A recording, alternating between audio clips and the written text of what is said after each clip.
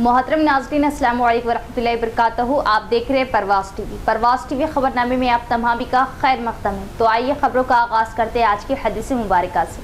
रसूलुल्लाह सल्लल्लाहु अलैहि वसल्लम ने फरमाया, जब नमाज के लिए अज़ान दी जाती है तो शैतान बड़ी तेज़ी के साथ पीठ मोड़कर भागता है ताकि अज़ान की आवाज़ ना सुन सके, और जब अज़ान ख़त्म हो जाती है तो फिर वापस आ जाता है, लेकिन यूँ ही तकबीर शुरू हुई वो फिर पीठ मोड़कर भागता है। जब तकबीर भी ख़त्म हो जाती है तो शैतान दोबारा आ जाता है और नमाजी के दिल में वसवसे डालता है, कहता है कि फ़लाँ बात याद कर, फ़लाँ बात याद कर।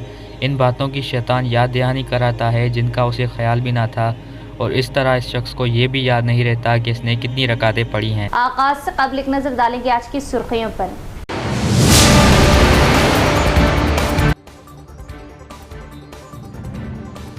पार्लिमानी इंतखाबात के मुतालिक इलेक्ट्रॉनिक वोटिंग मशीनों के रेंडमाइजेशन का दूसरा दौर मुकम्मल। रिटर्निंग ऑफिसर व जिला कलेक्टर।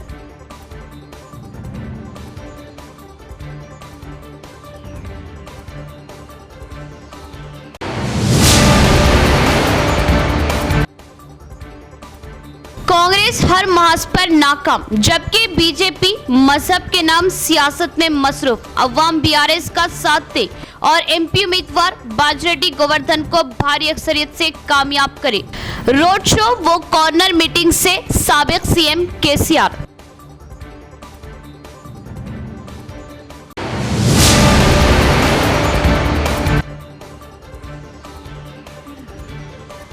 इंतखाबात को सिर्फ कुछ ही रोज बाकी। कांग्रेस, बीआरएस और बीजेपी की इंतखाबी मुहिम जोरों शोरों पर। अवाम से मुलाकातें, वो अपनी अपनी पार्टी को कामयाब करने अवाम से अपील।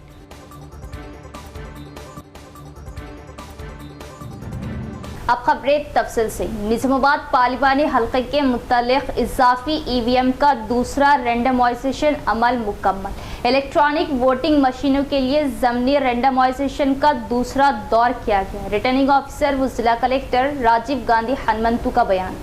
निज़ामाबाद पार्लिमानी हल्के से मुतालिक इजाफी ईवीएम का दूसरा रेंडमाइजेशन अमल मंगल को ख़त्म हुआ। ज़मनी रेंडमाइजेशन का दूसरा दौर इलेक्ट्रॉनिक वोटिंग मशीनों के लिए किया गया, जो कि ईवीएम्स की जगह मख्तस की गई थी, जिनमें तकनीकी मसाइल थी। इलेक्शन रिटर्निंग ऑफिसर व जिला कलेक्टर राजीव गांधी हनुमंतु ने मंगल को मुसलसिल दूसरे रोज़ जनरल मुबस्सरीन LS वेजर की मौजूदगी में इजाफी कंट्रोल यूनिट्स, बैलेट यूनिट्स और वीवीपैट्स के बेतरतीब होने के दूसरे दौर का इनेकाद किया। इंटीग्रेटेड डिस्ट्रिक्ट ऑफिस कॉम्प्लेक्स के कॉन्फ्रेंस हॉल में मुनक़िदा इस रेंडमाइजेशन के अमल में और उनकी जानिब से नुमाइंदे मौजूद थे, जबकि पार्लिमानी हल्के के तहत निज़ामाबाद ज़िले में आरमूर, बोधन, निज़ामाबाद अर्बन, निज़ामाबाद देही और बालकुंडा असम्बली हल्कों की दूसरी रेंडमाइजेशन पीर को मुकम्मल होगी। दूसरी जगह पर अलाट किए गए इलेक्ट्रॉनिक वोटिंग मशीनों के लिए ज़मनी रेंडमाइजेशन का दूसरा मरहला मंगल को अंजाम दिया गया। कोरटला और जगतियाल असम्बली हल्कों में कमीशनिंग के दौरान तकनीकी मसाइल का सामना करना पड़ा। कोरटला असम्बली हल्के में 4 COs, 27 POs और 4 वीवीपैट्स को मख्तस किया गया था, जबकि जगतियाल तबके में 4 COs, 22 BOs और वीवीपैट्स 4 को मख्तस करके बेतरतीबी की गई थी। कलेक्टर ने कहा कि उन इजाफी COs को सेक्टरल अफसरान के पास रजिस्ट्रों में रखा जाएगा, और अगर पोलिंग के दौरान कहीं भी EVM में तकनीकी खराबी होती है तो सेक्टरल अफसरान चंद मिनटों में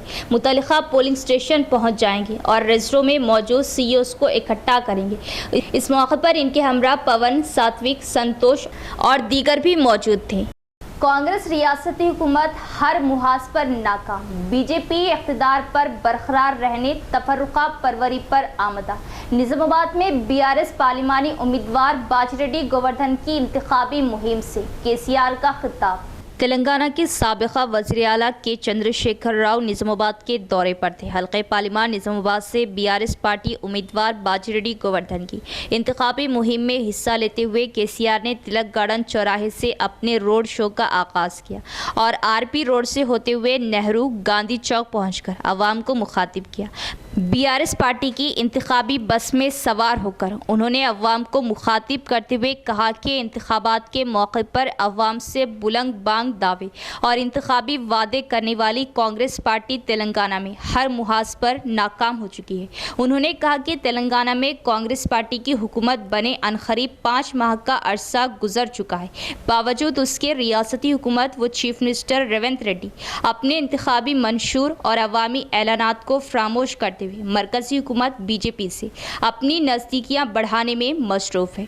उन्होंने अवाम से पूछा कि कांग्रेस पार्टी तेलंगाना की अवाम से किए गए अपने वादों पर कायम है। तेलंगाना के किसी तबके को कलियाना व शादी मुबारक स्कीम की रकम के साथ 1 तोला सोना अभी तक मिला। हर माह खवातीन को कांग्रेस के मंशूर के मुताबिक 2500 रुपये मिले। स्कॉलरशिप व फीस रिएम्बर्समेंट स्कीम से फ़ायदा पहुँचाया गया। किसानों को रईतु बंधु स्कीम के तहत कर्ज माफ किया गया।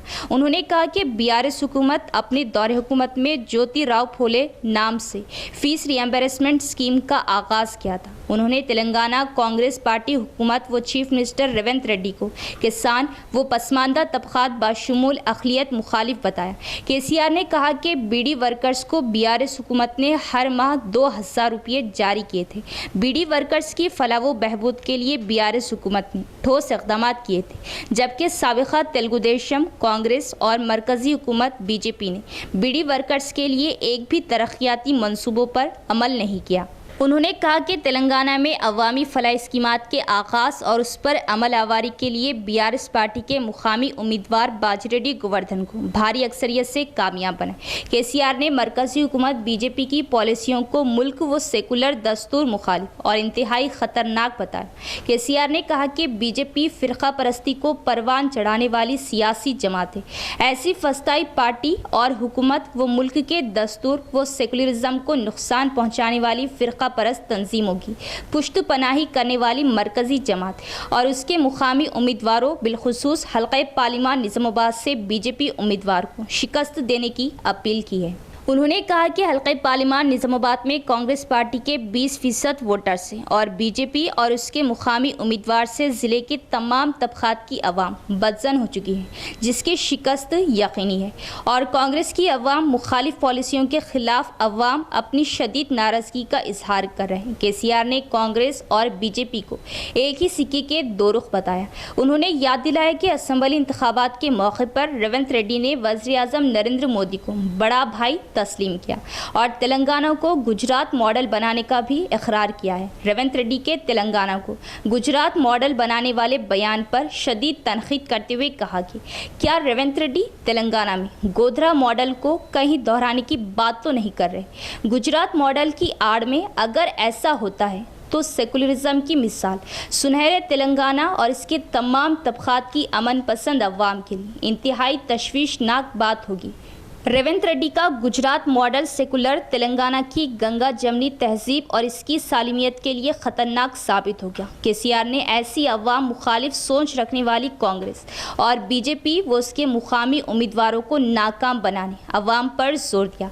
इस रोड शो के दौरान साबिक़ा वज़ीर आला केसीआर के हमरा निज़ामाबाद पार्लिमानी उम्मीदवार बीआरएस बाजिरेड्डी गोवर्धन, रुकन राज्यसभा केआर सुरेश रेड्डी, साबिक़ा रियासती वज़ीर प्रशांत रेड्डी, साबिक़ा रुकन असम्बली निज़ामाबाद अर्बन बीगला गणेश गुप्ता, साबिक़ा एमएलसी वीजी गौड़, साबिक़ा नूडा चेयरमैन प्रभाकर रेड्डी, ज़िला BRS youth leader Bajireddy Jagan Mohan, साबिक़ा रेडको चेयरमैन एस.ए. अलीम, ज़िला बीआरएस माइनॉरिटी सदर नवीद इकबाल, साबिक़ा deputy mayor Mir Majaz Ali, town सदर बीआरएस माइनॉरिटी इमरान शहजाद, तमाम ZPTC MPTC अवामी नुमाइंदे मौजूद थे। कसीर तादाद में तमाम तबक़ात की अवाम ने केसीआर के रोड शो में शिरकत की। आप लोगों से अदबन गुजारिश करता हूँ, एक बार सारे चीज़ का जांच कीजिए। बीजेपी बहुत खतरनाक पार्टी है। इससे पहले यहाँ से जो MP जीता था वो कितने फिरका परस्त है आप लोग जानते हैं।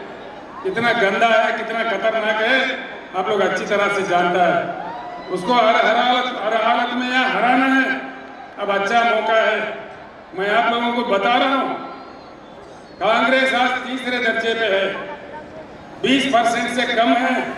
कहीं आप गुमराह हो जाके कांग्रेस को वोट देंगे, फिर से यहाँ बीजेपी MP जीत जाएगा। सोच लीजिए आप लोग, मेरा बात सोचो। गुमराह नहीं होना। ये तेलंगाना सबका तेलंगाना है, सेक्युलर रियासत है। हमारे 10 साल के दौर में एक भी दंगा फसाद हमने नहीं होने दिया और सबको साथ लेके चला। मुसलमानों के डेवलपमेंट के लिए मैंने 12,000 करोड़ रुपए खर्च किया। मुसलमान बच्चों के लिए कितना बेहतरीन मैं रेजिडेंशियल स्कूल खोला और निजामाबाद शहर में कितने ऐसे स्कूल है आप लोग जानते हैं। कैम्ब्रिज में हमारे बच्चे इस अंदाजे में पढ़ रहे हैं, वो डॉक्टर बन रहे हैं, इंजीनियर बन रहे हैं, सब कुछ बन रहे हैं। तो हमारे बच्चों के लिए, हमारे खवातीन के लिए मैंने बेहतरीन स्कूल खोला, उसमें से लोग अच्छे तरक्की कर रहे हैं। पूरे मुसलमान कौम का उससे उद्धार हो जाएगा, बाकी खत्म हो जाएगा। इसीलिए आप लोग गौर कीजिए, जानिए, सब लोगों से मालूम कीजिए हालात का क्या हालत है, देख लीजिए, बीआरएस का ताउन कीजिए। मैं पहले कहा निजामाबाद शहर में कई बार मैं आया, जब जद्दोजहद कर रहा था तेलंगाना के लिए, उस टाइम मैं आया था। हमेशा मैं कहता था अल्लाह के घर में देर है लेकिन अंधेर नहीं है, और अल्लाह का करम हुआ, इसीलिए तेलंगाना रियासत हासिल हुआ। अच्छा खासा चल रहा था। खैर कल परसों के असेंबली इलेक्शन में हम डिफीट हो गए, कोई बात नहीं है, लेकिन तेलंगाना के लिए हर वो कौम के लिए, तेलंगाना के लिए हर वो शख्स के लिए लड़ने वाला इकलौता पार्टी है बीआरएस पार्टी, कोई दूसरा नहीं लड़ेगा। आपने देखा 60 साल का कांग्रेस दौर में क्या हुआ मुसलमानों के साथ। वो बहला फुसलाते हैं, झूठे वायदा करते हैं, लेकिन कुछ नहीं देते हैं, कुछ करते नहीं है, मीठी मीठी बातें करते हैं, कुछ नहीं देते हैं।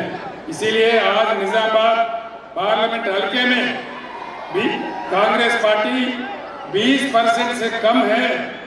ये आप लोग जानिए, मैं बार बार कह रहा हूँ, कहीं आपका वोट वसूल जाएंगे, कहीं अननेसेसरी यहाँ पे फिर एक बार वो बीजेपी वाला जीत जाएगा, उससे कोई अच्छा नहीं होगा, कोई फायदा नहीं होगा। हम लोग अमन चाहते हैं तो बीआरएस को जिताना चाहिए। कांग्रेस जीत के कुछ नहीं करने वाला है। इसीलिए मैं आपसे कहता हूँ, सीएम साहब खुद कहे यहाँ के कांग्रेस के, नरेंद्र जी आप बड़े भाई हैं, मैं छोटा भाई हूँ, और गुजरात का मॉडल लाऊंगा। क्या मॉडल लाएंगे? गोधरा मॉडल लाएंगे, लोगों को जिंदा जलाने का मॉडल लाएंगे। क्या लाने का है? गुजरात में क्या है? इफलास मुफलसी के बगैर वहां कुछ है ही नहीं है। नरेंद्र मोदी कोई किया ही नहीं है, कोई तरक्की हुआ ही नहीं है। इसीलिए आप लोग गौर कीजिए, सोचिए। मैं फिर एक बार आपसे अदबन गुजारिश करता हूँ, ये मौका है बीजेपी का हराने का। निजामाबाद में बीजेपी को हारना है, बिल्कुल हराना है। हम लोग 2 पार्टियों से 6% ऑलरेडी आगे चल रहे हैं। कहीं आप लोग अननेसेसरी उनको डाल के गुमराह होके किसी के बातों में आके गलती मत कीजिए, फिर से बीजेपी को जीतने मत दीजिए, ये मेरा गुजारिश है। बोधन के मुख्तलिफ मंडलों में बोधन एमएलए सुदर्शन रेड्डी व एमपी उम्मीदवार जीवन रेड्डी की इंतखाबी मुहिम। अवाम कांग्रेस को वोट दे और कांग्रेस का साथ दे। बोधन मंडल के पिगड़ापल्ली और सालुरा गांव में कांग्रेस पार्टी की क़ियादत में इंतखाबी मुहिम चलाई गई। बोधन एमएलए सुदर्शन रेड्डी और एमपी उम्मीदवार जीवन रेड्डी ने इस इंतखाबी मुहिम में हिस्सा लिया। इस मौके पर जीवन रेड्डी ने कहा कि वो अपनी ज़िंदगी के अख्तिताम पर हैं और उन्हें एक तवील सियासी तजुर्बा है, और कहा कि दोबारा इंतखाब में खड़े होने का कोई इम्कान नहीं। उन्होंने कहा कि वो अपने तजुर्बे से ज़िले की आवाम को खुसूसी खिदमात फ्राहम करेंगे और बोधन शुगर फैक्ट्री का दोबारा आगाज़ करेंगे। उन्होंने अवाम से कहा कि वो उन्हें वोट दे और भारी अक्सरियत से कामयाब करें। बादशाह बोधन एमएलए सुदर्शन रेड्डी ने कहा कि वो कमल के फूल के निशान को वोट ना दें और दोबारा धोखे में ना आए। बीजेपी हुकूमत अपने 10 साल दौरे हुकूमत में अवाम का एतमाद खो चुकी है। उन्होंने वादा किया कि अगर कांग्रेस पार्टी इलेक्शन में जीत जाती है तो वो मंशूर के नुकात पर सख्ती से अमल दरामद करेगी और तमाम शोबेहाय ज़िंदगी की अवाम के साथ खड़े होंगी। इस मौके पर दीगर कायदीन मौजूद थे।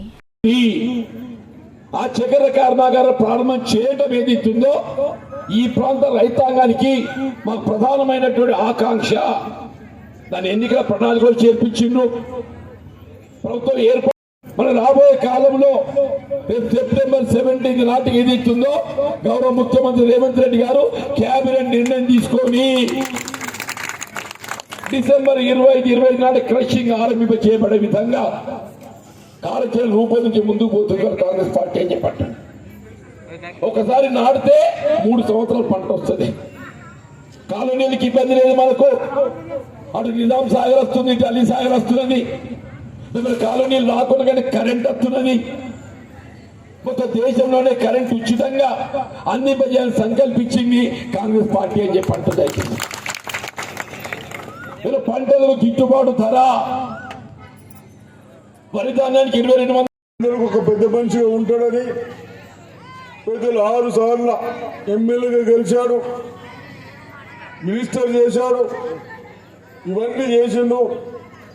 మన కనీసం 15 సంవత్సరాల నుంచి ఎంపీలు బాగలేక పనులు అయితే లేవు అన్న ఉద్దేశంతో ఏదైతే ఢిల్లీ నుంచి కూడా మన బీద వాళ్ళకు కానీ రైతులకు కానీ మనకు వచ్చే ఫండ్స్, మనకు వచ్చే ఇబ్బందులు తొలగించడానికి బాగుంటుందన్న ఉద్దేశంతో రేవంత్ రెడ్డి గారికి చెప్పిన తర్వాత రేవంత్ రెడ్డి గారు కూడా పెద్ద మనిషిగా ఉంటాడు, మీకు వ్యవసాయ డిస్ట్రిక్ట్ కాబట్టి పెద్దల్ని జీవన్ రెడ్డి గారిని మన అభ్యర్థిగా నిర్ణయించుకోవడం జరిగింది. మరి మీరందరూ వాస్తవాలు ఆలోచించాలి. రైతులు కానీ, మహిళలు కానీ, యువకులు కానీ ఓటు అనేది మీరు వ్యవసాయం చేస్తే మీ కుటుంబం ఎట్లా నడుస్తుందో ఓటుతో అంత కూడా అంతే పని అయిపోయింది. మనం ఓటు వేసేటప్పుడు ఆలోచించక ఓటేస్తే ఇప్పుడు 10 ఏళ్ళు చూసినాం. కేవలం 4 నెలలనే మనం ఎన్ని పనులు చేసుకుంటాం. अतालवी कांग्रेस कायदीन पर बीजेपी के खिलाफ प्रोपेगेंडा फैलाने का अर्बन एमएलए धनपाल सूर्य नारायण का इल्जाम। अवाम बीजेपी को वोट देकर फिर से नरेंद्र मोदी को वज़ीर आज़म बनाए, तभी अवाम खुशहाल रह सकती है। इंतखाबी मुहिम से अर्बन एमएलए धनपाल सूर्य नारायण का बयान। शहर में भारतीय जनता पार्टी महाजना संपर्क अभियान के हिस्से के तौर पर 20वें डिवीज़न के कॉरपोरेटर नियालम राजू की हिदायत पर इलामा गुट्टा में मुनाकिदा इंतखाबी मुहिम में अर्बन एमएलए धनपाल सूर्य नारायण गुप्ता ने मेहमान खुसूसी शिरकत की और उन्होंने घर घर इंतखाबी मुहिम में हिस्सा लिया। डिवीज़न की अवाम ने एमएलए धनपाल सूर्य नारायण का खैर मकदम किया और उन्हें शालपोशी व गुलपोशी की और कहा कि वो बीजेपी पार्टी को वोट देंगे। बाद में मुकामी रहनुमाओं ने कारकुनों के साथ बीजेपी की करारदाद के दस्तावेजात घर घर तकसीम किए और वोट शेयर करने की दरख्वास्त की। बाद में धनपाल ने कहा कि बीजेपी नरेंद्र मोदी ने पैदा होने वाले बच्चे के लिए सौकन्या समृद्धि योजना स्कीम से लेकर आयुष्मान भारत तक कई फलाई स्कीमें लाई है। उन्होंने कहा कि कांग्रेस कायदीन मुल्क में और तेलंगाना में बीजेपी के खिलाफ प्रोपेगेंडा कर रहे, जो बीजेपी की तरक्की को बर्दाश्त करने से खासिर है। उन्होंने कहा कि सीएम रेवंत रेड्डी तेलंगाना के अतालवी कांग्रेस कायदीन का पैसा लूट रहे हैं। धनपाल सूर्य नारायण ने रेवंत रेड्डी को करेंसी नोटों के मामले में वोट के लिए बहस में आने का चैलेंज दिया। उन्होंने कहा कि कांग्रेस अपने झूठे वादों से अवाम की तवज्जो हटाने के लिए बीजेपी पर कीचड़ उछालने की कोशिश करे, लेकिन अवाम सब कुछ देख रही है। बार बार बरखी कटौती के खिलाफ मजलिसी कायदीन बरहम। ट्रांसको सुपरिटेंडेंट से मुलाकात, बरखी कटौती ना करने पर जोर। शहर के अक़लियती इलाक़ों में गुज़िश्ता 3 दिनों से बार बार बरखी कटौती करते हुए अवाम को परेशानी से दो चार किया जा रहा।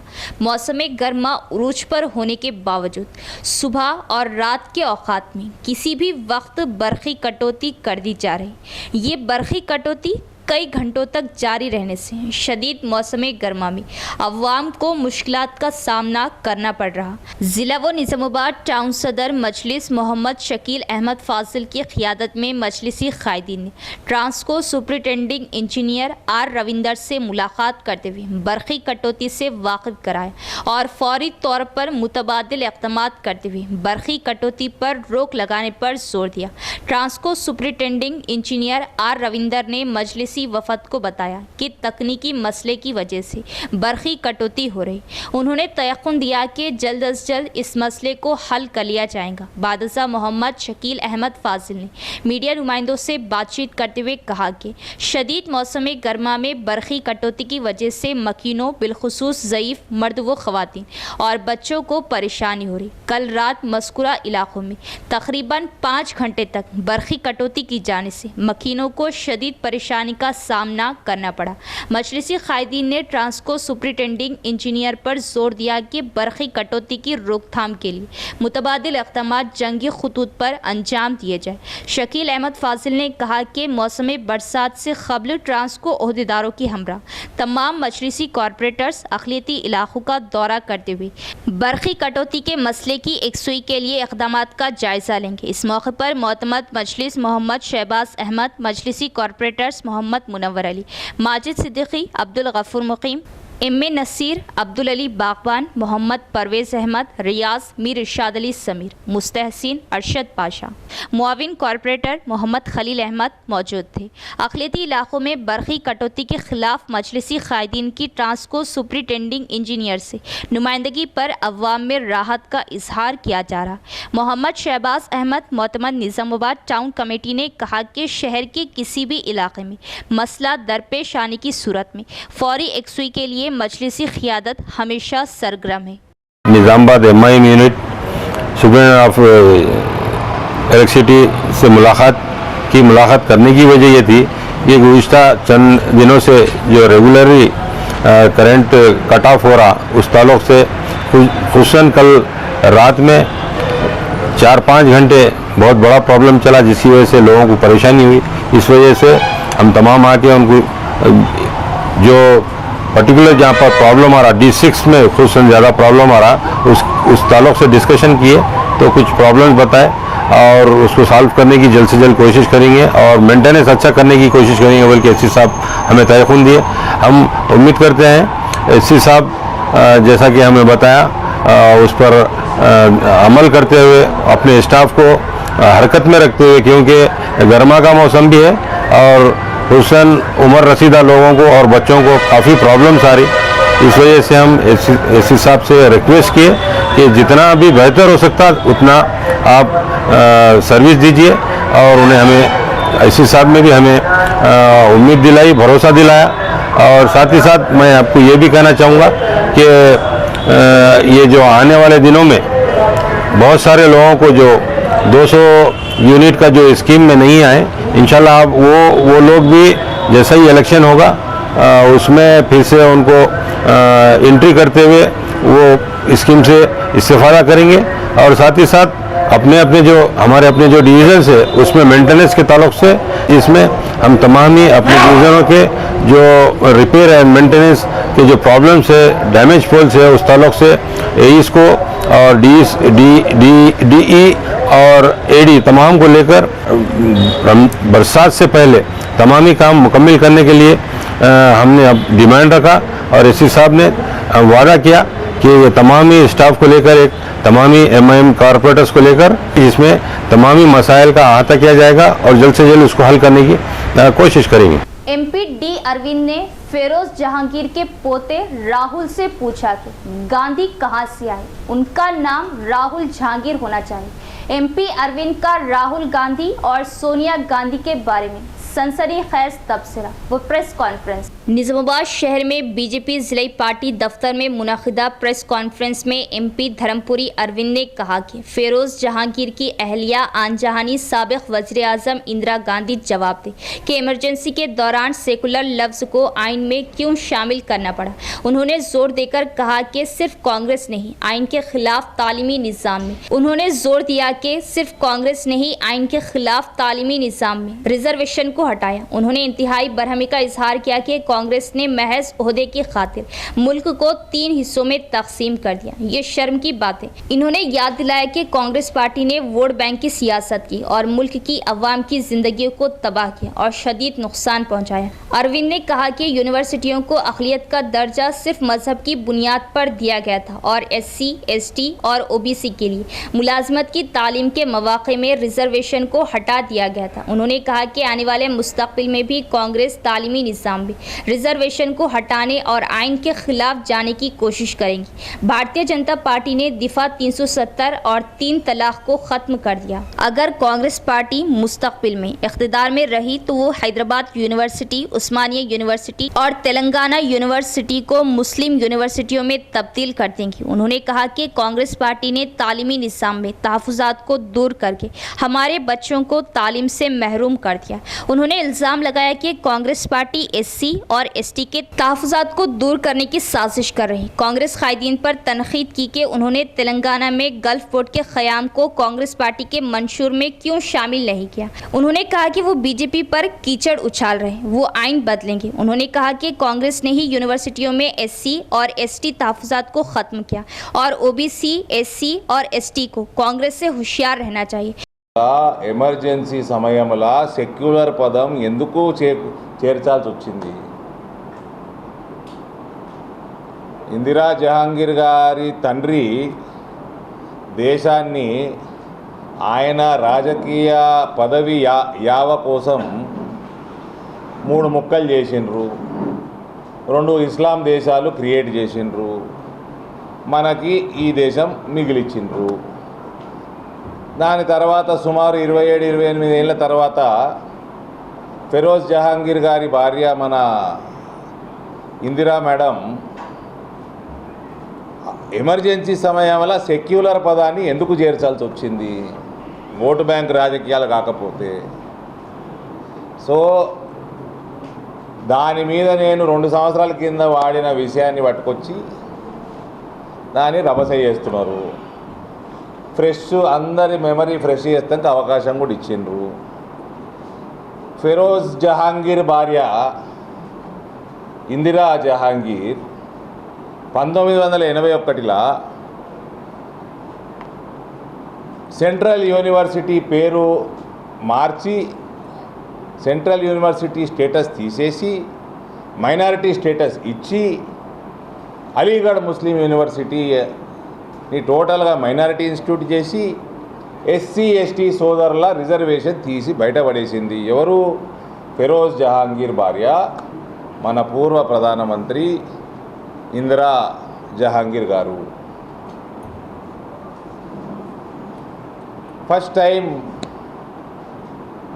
SC, ST రిజర్వేషన్లని ఒక రాజ్యాంగ అమెండ్మెంట్, స్పెషల్ అమెండ్మెంట్ యాక్ట్ తీసుకొచ్చి పార్లమెంట్లో సుప్రీంకోర్టు 5 జడ్జుల ధర్మాసనానికి వ్యతిరేకంగా, తీర్పుకు వ్యతిరేకంగా స్పెషల్ యాక్ట్ తీసుకొచ్చి SC, ST రిజర్వేషన్ను తీసి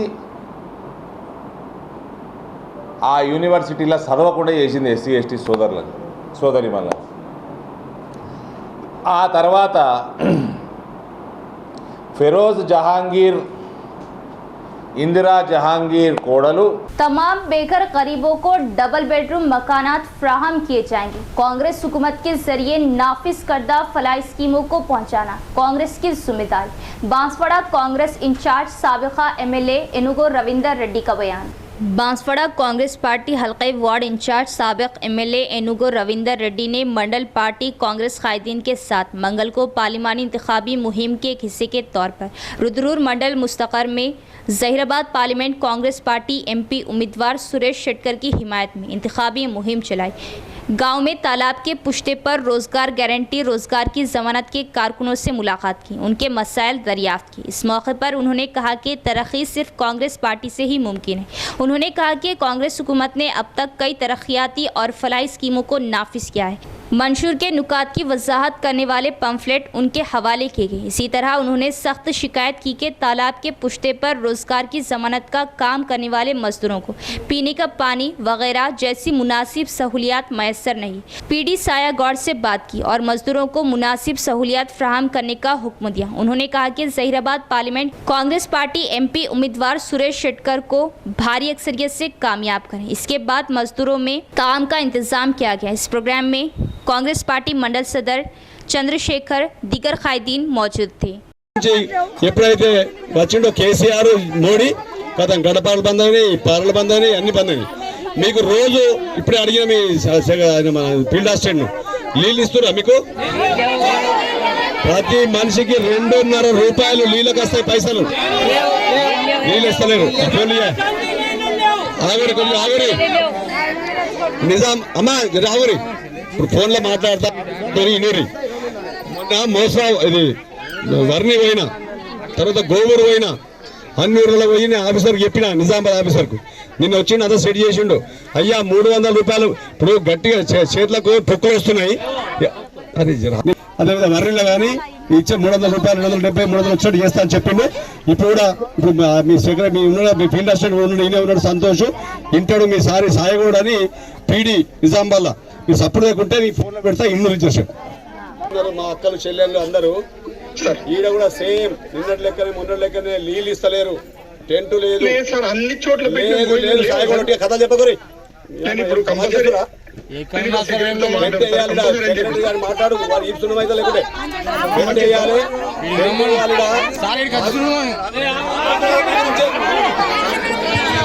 సాయగూడ ఇను టెంట్ వేయాలి. టెంట్ వేయాలి. టెంట్ వేయకపోతే పందిరి వేయమనిడా పందిరి వేసి మంచిగా కట్టెలతో పందిరి కట్టి మీద మీద ఆకులు వేసేస్తే అట్లా కూడా ఉంటుంది. లేకపోతే టెంట్ వేయమని టెంట్ ఎత్తుకపోతే పందిరి వేయమని. అదొకటి. నీళ్ళు కూడా ఇస్తలేదు వీళ్ళకు. దయచేసి ఊళ్ళో క్యాన్లు ఉంటాయి, మంచిగా క్యాన్లు వచ్చినాయి. ఆ నీళ్ళు చల్ల నీళ్ళు క్యాన్లు వస్తే ట్రాక్టర్లు వేస్తే ట్రాక్టర్లు నీళ్ళు తీసుకొని వస్తారు. నీళ్ళు అందరికీ మీ ఓళ్ళు తెచ్చుకోరు, బాటిల్లో తెచ్చుకుంటారు పాప వాళ్ళు. అట్లా మీరు చల్లటి నీళ్లు క్యాన్లల్లా 2.5 రూపాయలు ఇస్తున్నాయా? ఒక క్యాన్ ఎంత ఉంటుంది? 10 రూపాయలు. अवाम का कांग्रेस पार्टी से एतमाद उड़ चुका है। कांग्रेस पार्टी असेंबली इंतखाबात में किए गए वादों को अमली जामा पहनाने में पूरी तरह नाकाम।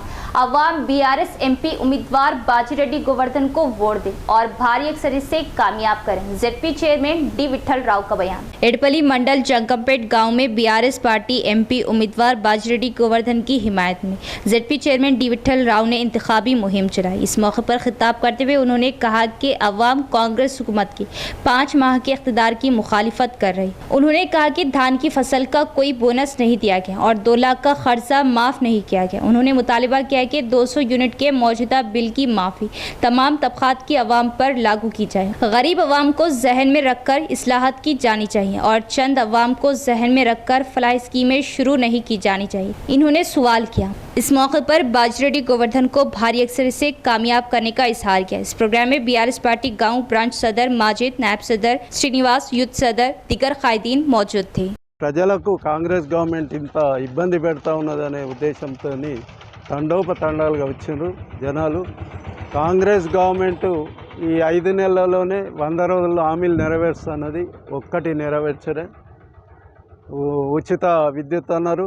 200 యూనిట్స్ అందరికీ వర్ధించాలి. కొందరికే ఇచ్చారు. 200 యూనిట్స్ వరకు వర్ధించి మిగిలినది ఉంటే అది వసూలు చేయాలి. కానీ 90 లక్షల మందిలో 30 లక్షల మందికే వర్ధిస్తూ ఉన్నది. అట్లాగే మహిళలకు నెలకు 2,500 రూపాయలు చెల్లిస్తామన్నారు. 18 సంవత్సరాలు నిండిన మహిళలకు ఇదివరకు ఒక్కటి లేదు. 2 లక్షల రుణమాఫీ కూడా చేస్తామన్నారు, ఇంతవరకు లేదు. వడ్లకు 500 క్వింటాలకు బోనస్ ఇస్తామన్నారు, అది లేదు. మొత్తం మోసాలు అబద్ధాలు అన్నీ కాంగ్రెస్ గవర్నమెంట్ ఈ 5 నెలల్లో కేవలము కేసీఆర్ను దృష్టిలో పెట్టుకొని నీ పేగులు చేస్తాం, నీ మెడలు వేసుకుంటాం, ఇటువంటి మాటలు ఒక ముఖ్యమంత్రి మాట్లాడే మాటలు కావు. కాబట్టి మరి ఖచ్చితంగా కాంగ్రెస్ పోతుంది. ఖచ్చితంగా BRS ఎంపీలనే మనం గెలిపించుకుందాం.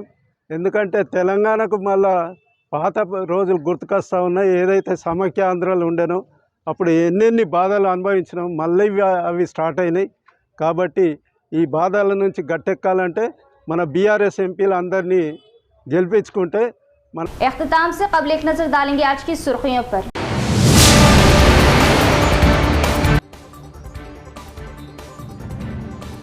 पार्लिमानी इंतखाबात के मुतालिक इलेक्ट्रॉनिक वोटिंग मशीनों के रेंडमाइजेशन का दूसरा दौर मुकम्मल। रिटर्निंग ऑफिसर व जिला कलेक्टर।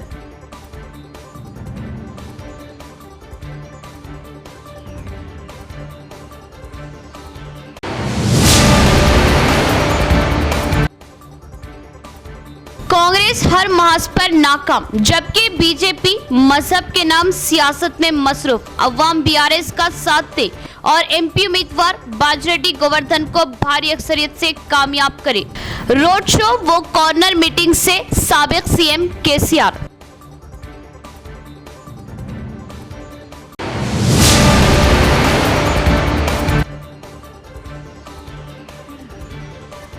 इंतखाबात को सिर्फ कुछ ही रोज बाकी। कांग्रेस, बीआरएस और बीजेपी की इंतखाबी मुहिम जोरों शोरों पर। अवाम से मुलाकातें, वो अपनी अपनी पार्टी को कामयाब करने अवाम से अपील।